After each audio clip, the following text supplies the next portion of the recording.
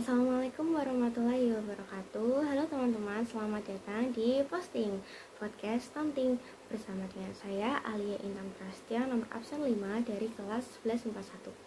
Nah, seperti nama podcastnya udah jelas dan kita pasti mau bahas tentang stunting. Sebelumnya kalian tahu gak sih apa itu stunting? Teman-teman, menurut hasil studi kasus gizi Indonesia atau SSGI, Kementerian Kesehatan menyatakan bahwa ada 24,4% balita di Indonesia mengalami stunting pada tahun 2021. Selain itu juga ada aktivis kesehatan anak yang bernama Yuli Supriyati mengatakan di beberapa daerah stunting itu masih belum menjadi kekhawatiran masyarakat. Jadi calon ibu dan ibu-ibu muda dikatakan masih banyak yang belum teredukasi mengenai stunting. Beliau juga mengatakan bahwa masyarakat tidak paham apa itu stunting, apa penyebabnya, seperti apa tanda-tandanya, dan apa yang harus dilakukan. Di sana juga menemukan beberapa anak dengan usia 2 tahun yang berat badannya hanya mencapai 2 kg, tetapi orang tuanya kayak masih ngotot gitu kalau anaknya itu baik-baik aja. Jadi miris banget ya teman-teman, ternyata masih banyak orang yang menganggap stunting itu hal biasa. Nah, melihat dari beberapa data yang sudah saya sampaikan, kita menjadi tahu bahwa sebenarnya kasus stunting itu masih kurang akrab di telinga masyarakat. Namun, lantas mengapa kasus stunting di Indonesia dari tahun ke tahun itu semakin meningkat, bahkan menjadi isu nasional yang sampai sekarang masih belum bisa dituntaskan? Untuk mengupas lebih lanjut masalah stunting, langsung saja kita menemui narasumber kita pada kali ini. Nah teman-teman, saat ini kita sudah bersama dengan narasumber kita, yaitu Ibu Ania Widiani, STPMP, selaku Kepala Bidang Konsumsi Penganekaragaman dan Pengembangan Pangan Dinas Ketahanan Pangan Kota Semarang. Selamat pagi Ibu Ania. Selamat pagi Mbak Alia. Sehat? Alhamdulillah. Ibu sendiri? Alhamdulillah dalam kondisi sehat. Alhamdulillah.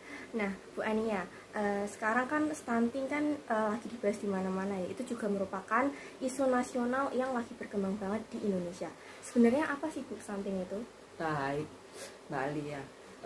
Pertama-tama, Ibu sangat bahagia karena Mbak Alia mau mengangkat isu stunting menjadi isu dalam podcast ini.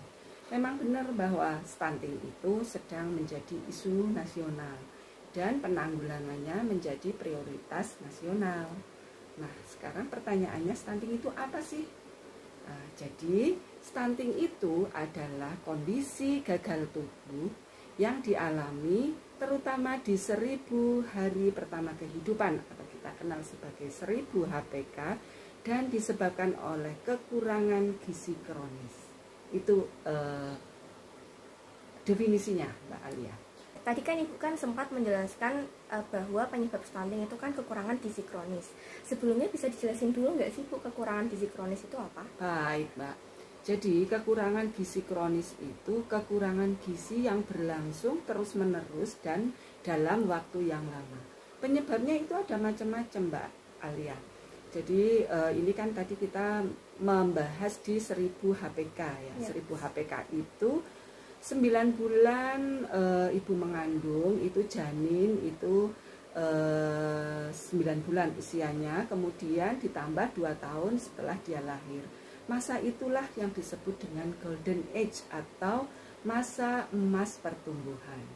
Di dalam masa emas pertumbuhan itu, asupan gizi dan pangan tentunya itu harus sangat diperhatikan, harus optimal. Nah, kekurangan gizi yang terjadi terus-menerus, terutama pada 1000 HPK itu yang disebut kekurangan gizi kronis, dan itu bisa menyebabkan nanti anak lahir menjadi stunting. Baik, selanjutnya hal apa sih yang dapat kita lakukan supaya kita tidak kekurangan gizi kronis? Baik Mbak, jadi gini, pencegahan stunting itu dimulai dari awal sekali adalah menyiapkan remaja putri. Kenapa remaja putri? Karena remaja putri adalah calon ibu yang nantinya akan menikah, hamil, dan punya anak, ya kan? Jadi remaja putri itu harus tercukupi gizinya, harus banyak minum tablet tambah darah, karena waktu kita datang bulan itu remaja putri harus tercukupi asupan gizi terutama tablet tambah darah. Setelah itu bagi ibu-ibu yang sedang hamil, dia juga harus mencukupi kebutuhan nutrisi dan gizinya. Karena apa? Pada saat janin itu berkembang di dalam kandungan ibu, janin itu akan sangat membutuhkan nutrisi, zat gizi untuk perkembangannya.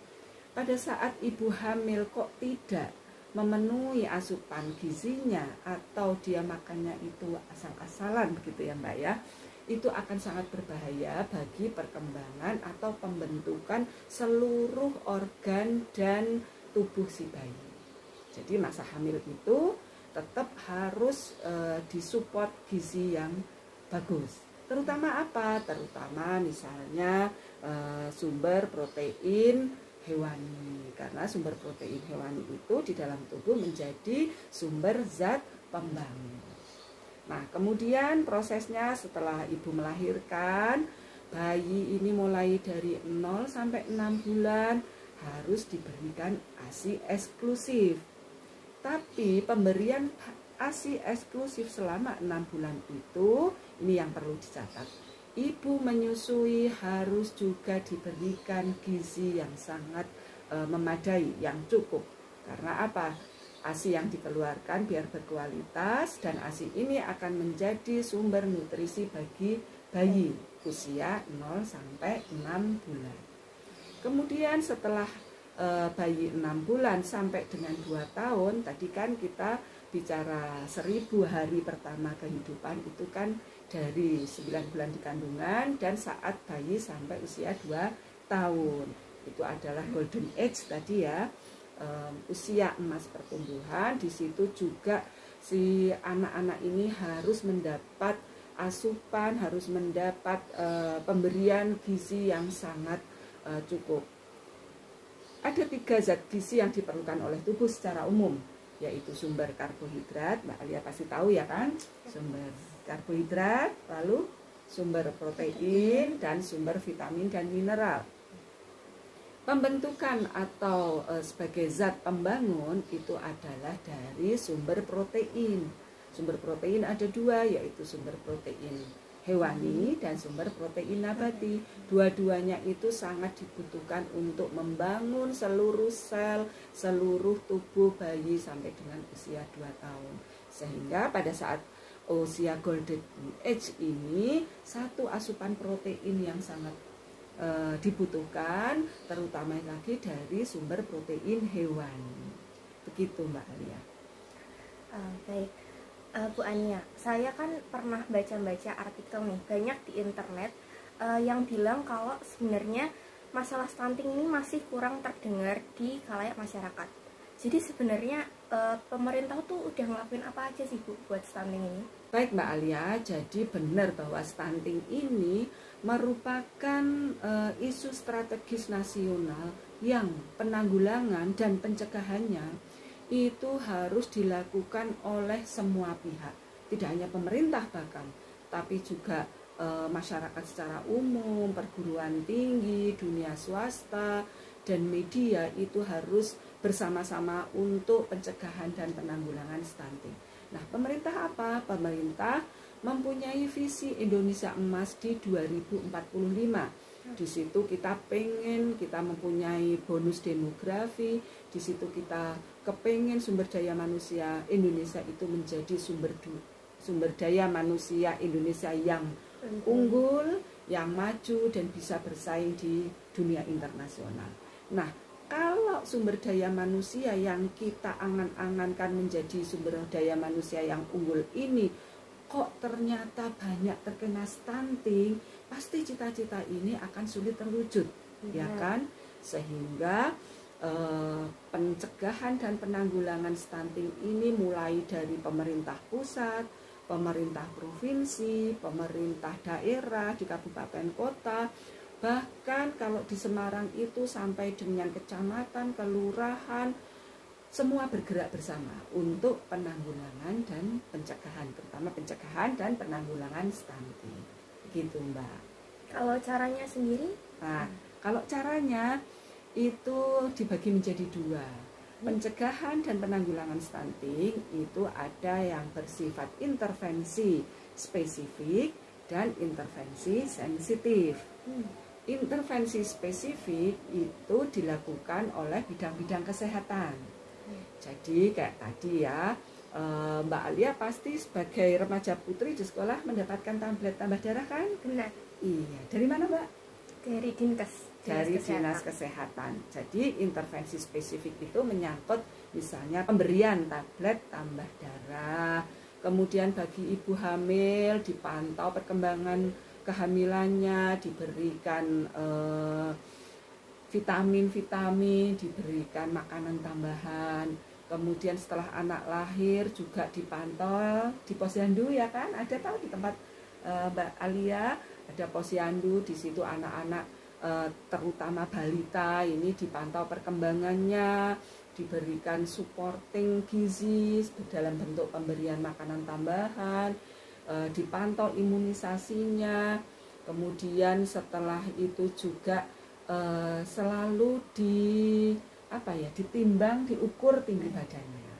Nah, kemudian itu intervensi yang spesifik. Kalau intervensi sensitif itu intervensi yang dilakukan tadi semua pihak. Kalau di Kota Semarang, dinas-dinas yang terkait untuk pencegahan dan penanggulangan stunting banyak sekali, Mbak. Jadi misalnya bisa kita sebutkan ada Badan Perencanaan atau Bapeda, kemudian ada Dinas Pengendalian Penduduk, kemudian ada di kami Dinas Ketahanan Pangan, kemudian ada Dinas Pemberdayaan Wanita dan Anak, kemudian ada Dinas Sosial, kemudian bahkan ada dinas yang mengurusi pemukiman, itu juga masuk di dalam tim pencegahan dan penanggulangan stunting. Mungkin Mbak Alia dan pemirsa bertanya-tanya, kenapa ada dinas permukiman kok ikut di dalam pencegahan dan penanggulangan stunting? Nah ini Mbak, jadi penyebab stunting itu bisa dikarenakan karena sanitasi atau lingkungan yang buruk. Selain tadi zat gizi tadi, bisa juga disebabkan karena kondisi sanitasi dan lingkungan yang buruk. Misalnya rumah tangga miskin yang belum punya jamban atau toilet, dia masih buang kotoran di sungai misalnya karena belum ada. Nah ini dinas pemukiman itu hadir, harus membuatkan fasilitas untuk buang air. Jadi penataan lingkungan, ada lagi misalnya kasus anak stunting karena tinggalnya itu di dekat dengan kandang ternak, Mbak Alia. Ada itu. Ada. Ya. Jadi harus diupayakan penataan pemukimannya itu, kalau kandang itu tidak boleh berada di pemukiman seperti itu sangat mempengaruhi. Meskipun si anak itu sudah diberikan gizi yang cukup, tapi karena kondisi sanitasi lingkungannya buruk, dia akan mudah terkena infeksi dan penyakit. Sehingga makanan yang dimakan itu tidak menjadi zat untuk tumbuh, tapi hanya untuk bertahan atau menyerang penyakit yang menyerang dia. Seperti itu, Mbak. Nah, Bu Ania, seperti yang kita tahu nih, di daerah Semarang kan pasti masih mempunyai daerah yang kayak daerah pelosok gitu, yang bahkan lingkungannya tuh masih terbilang kotor, dan pasti kayak di lingkungan miskin gitu kan gizinya juga pasti kurang.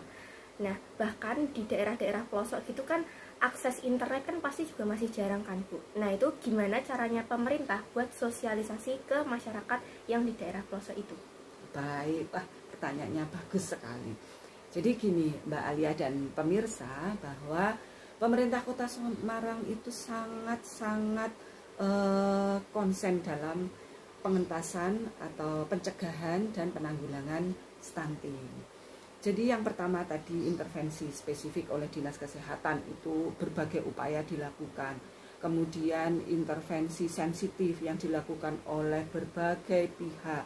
Kemudian seperti contohnya tadi Mbak Alia mengatakan bahwa ada memang saudara-saudara kita yang katakanlah masih dalam kondisi kekurangan begitu, ada bantuan-bantuan terkait pangan dan gizi. Contoh misalnya tadi Dinas Kesehatan itu memberikan PMT. PMT itu pemberian makanan tambahan, supporting gizi bagi saudara-saudara kita yang masih kekurangan. Kemudian di Dinas Ketahanan Pangan kita juga tahun lalu memberikan susu pertumbuhan khusus bagi para penderita stunting.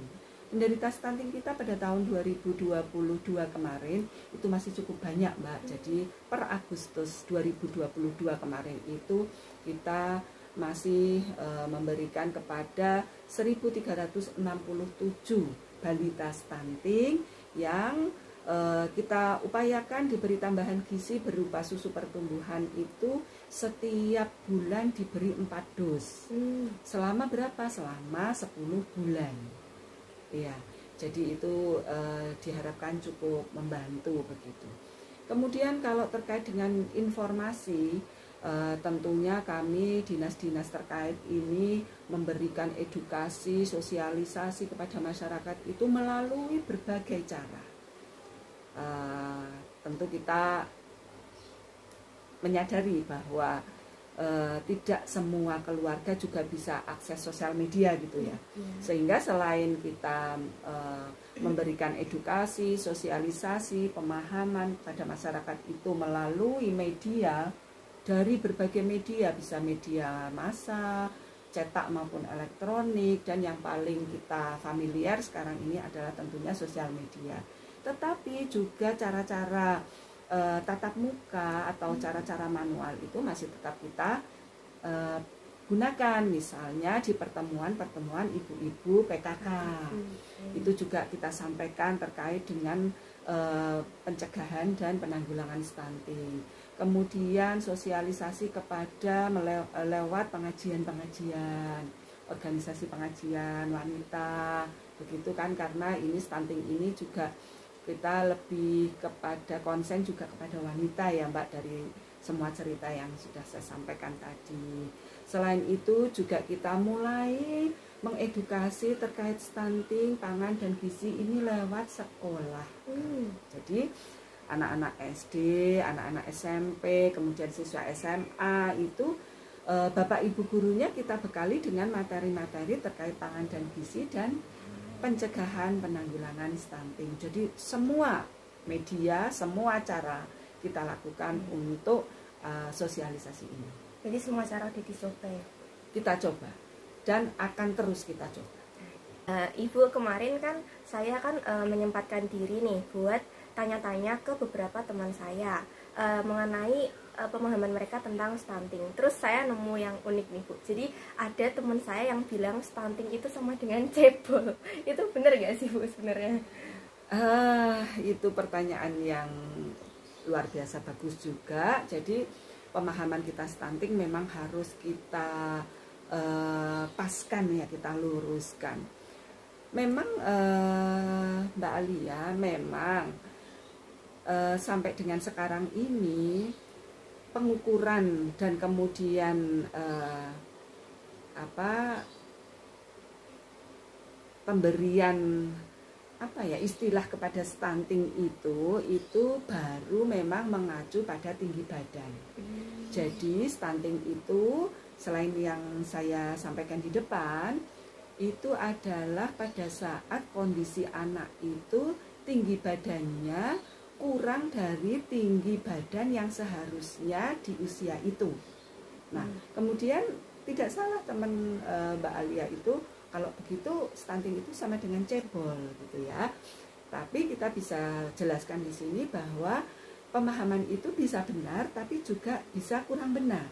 Bisa benar bahwa cebol itu merupakan salah satu indikator stunting, tapi tidak hanya cebol saja. Yang kita sebut stunting adalah gagal tumbuh, sehingga gagal tumbuh ini secara fisik dia cebol, secara kecerdasan dia juga kurang. Gitu. Jadi kita sebut stunting itu memang sebenarnya mengacu pada gagal tumbuh secara fisik, tapi juga gagal tumbuh secara kecerdasan. Jadi anak yang stunting itu biasanya rendah baik tinggi badannya, baik fisiknya maupun rendah kecerdasannya.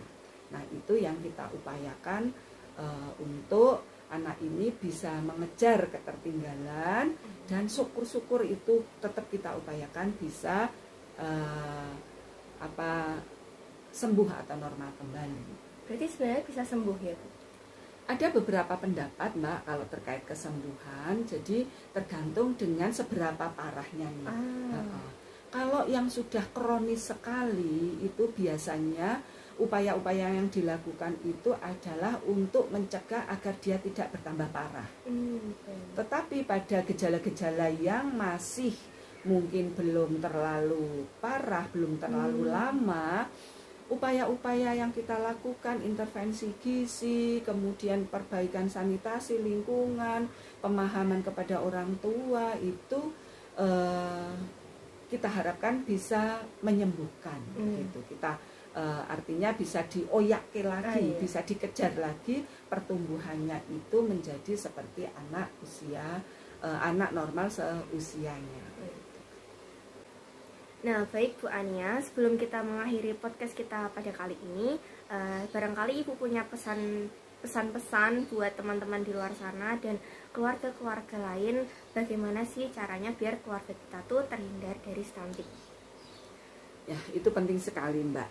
Jadi kepada para orang tua, kepada para remaja, putri khususnya, stunting ini harus kita jadikan sebagai musuh bersama. Bagi keluarga-keluarga yang mungkin menghadapi keterbatasan secara ekonomi, mari kita prioritaskan pangan dan gizi keluarga kita itu sebelum kita membelanjakan sumber dana kita bagi kepentingan-kepentingan sekunder bahkan tersier. Karena apa?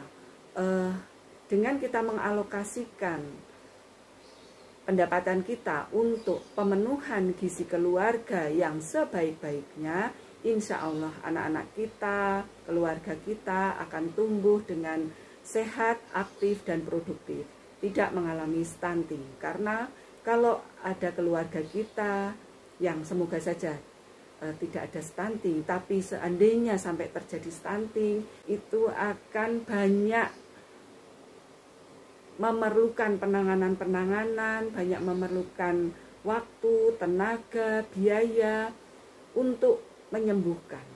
Jadi mari kita cegah stunting, karena mencegah stunting itu penting. Berarti itu tadi slogannya ya, Bu? Cegah stunting itu penting. Bisa aja. Bisa untuk slogan cegah stunting itu penting. karena mencegah lebih baik daripada mengobati. Terima kasih Bu Ania untuk waktunya. Terima kasih kembali Mbak Alia. Semoga tayangan ini bisa memberi manfaat bagi kita dan bagi para pemirsa. Amin. Terima kasih Bu. Baik teman-teman, saya rasa cukup sekian podcast kali ini. Apabila ada kesalahan, saya mohon maaf. Jaga selalu diri kita mulai dari sekarang, agar kita dan generasi yang akan datang selalu sehat, aktif, dan produktif. Jaga stunting itu penting. Wassalamualaikum warahmatullahi wabarakatuh.